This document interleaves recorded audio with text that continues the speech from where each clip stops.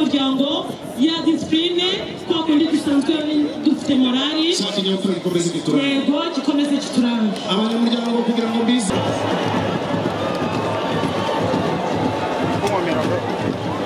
n'ibyishimo n'ibirori n'ibyishimo ndetse bivuze neza abanyamuryango turishimiye kwakira cyamare bacu umunsi udasanzwe kuri twebwe kandi turishimye koko tumwiteguranye ubwuzu umunezero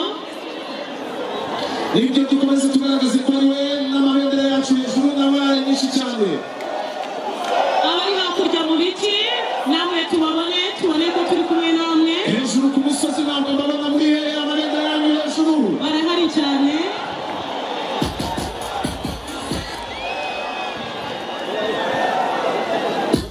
icyo twakomeza no morale tugakomeza kwishima mu gihe dutegereje umukandida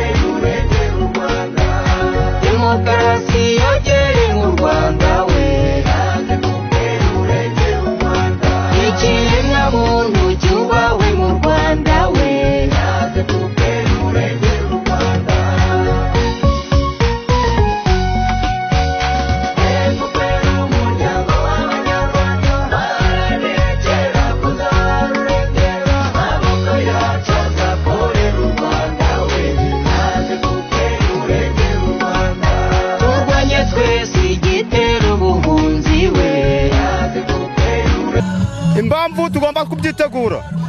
baravuga ngo buri wese naba ijisho rya mugenzi we ntabwo rero tugomba gutegereza kugira ngo bamanze baduce muri humye ahubwo tugomba kuba maso paka baza tukabasubizayo mbese mwumva mufite ubushobozi bwo kuba ubushobozi turabufite ng'abandi baturiye hariya rwose ubushobozi turabufite n'iki wumva wasaba rero Kagame mu gihe yaba yongeye gutsinda yabafasha ndasaba umuhanda wa kaburimbo kabisa umuhanda turawukeneye cyane ku buryo twaje turapakira ibirayi nda kibazo urakoze cyane murakoze nawe witwa nde nitwa Ingabire Sharon yahugerijwe nitwa Ingabire Sharon kugeza no kwamamaza tubwire witwa nde nitwa Ingabire Sharon bavuye mu murenge wa Nyamyumba muri Nyamyumba n'iki mumaze kugeraho ku buryo uvuga uti ndashimira Paul Kagame ko yatugejeje kuri iki ngiki ndi kumushimira ko yatwegereje amazi akaduha n'umuriro akatwegereza amavuriro hafi n'umutekano hanyuma u Rwanda rumaze iminsi ruri mu bibazo by'umutekano na Kongo igashaka ngo kuvuga ngo izarasa ku Rwanda ku ruhande rwawe wumva bishoboka oya ntabwo byashoboka ko dufite umubyeyi utubereye n'ingabo zitucungira umutekano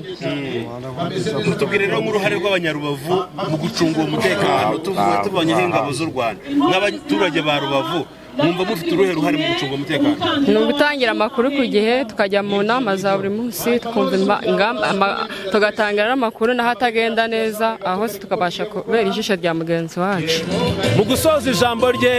Kagame Paul umukandida wa FPR Inkotanyi yagaragaje icyizere gikomeye cyane cyo kuba yakwegukana intsinzi mu matora y'umukuru w'igihugu 2024 aho yagaragaje ko itariki yo gutora nyirizina itinze agaragaza ko bibaye byiza yakwegezwa hafi kugira ngo abanyamuryango wa FPR bamugaragarize urukundo bamukunda ikindi kandi yongeye kugarukaho by'umwihariko nuko yavuze ko FPR Inkotanyi yagabiye abanyarwanda inka yabaye inka mu bihe bitandukanye muri gahunda ya gira inka ngo kandi noneho muri aya matora ari cyo gihe gikwiriye cyo kugira ngo biture FPR inka yabagabiye nk'uko bisanzwe mu muco wa Kinyarwanda i Rubavu nitwa Cyubahiro Gasabira Gadi narindiye ku bwa Flash FM na Flash TV